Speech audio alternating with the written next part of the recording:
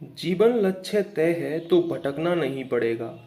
लक्ष्य महान होगा तो जीवन भी महानता की ओर बढ़ेगा। लेकिन स्व केंद्रित केवल आनंद प्रमोद व प्रतिष्ठा रसूख तक मर्यादित होगा तो आपका संसार कुएं के मेढक की परदी जितना ही संकुचित रहेगा। लक्ष्य निस्वार्थ होगा तो आपकी दुनिया वैश्विक हो जाएगी।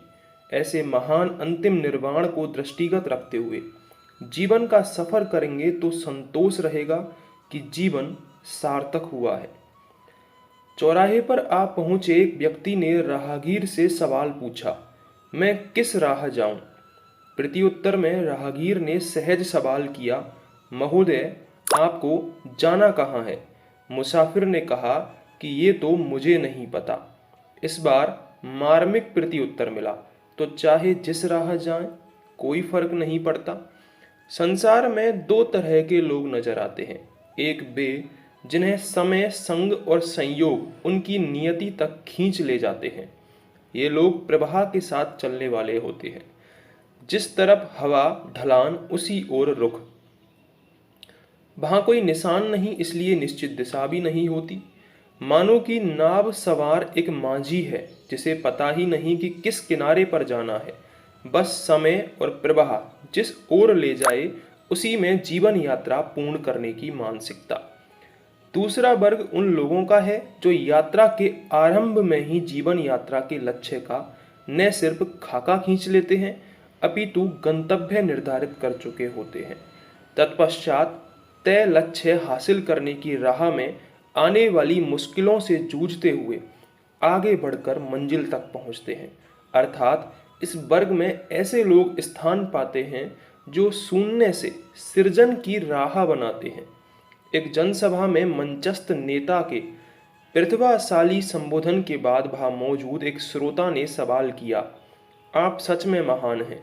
मुझे यह जानना है कि हमारे जैसे सामान्य व्यक्ति और आप जैसे महान व्यक्ति के बीच क्या अंतर है।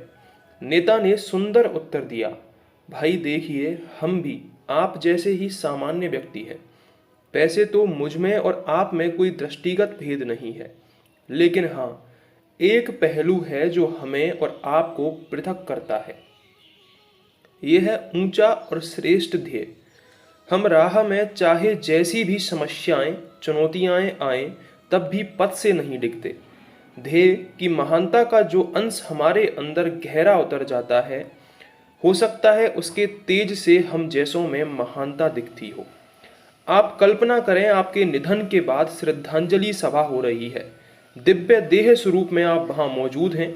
स्वजन परिजन शुभचिंतक मित्र व सहकर्मी परिवार के सदस्य आपके बारे में किस तरह की बातें करें?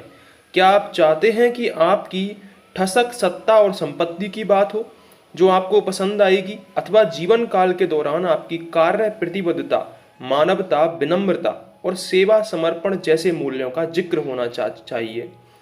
कहने का तात्पर्य है कि आपको जीवन की सार्थकता किसमें अधिक प्रतीत होती है, वह लक्ष्य जीवन ध्येय के रूप में चुने।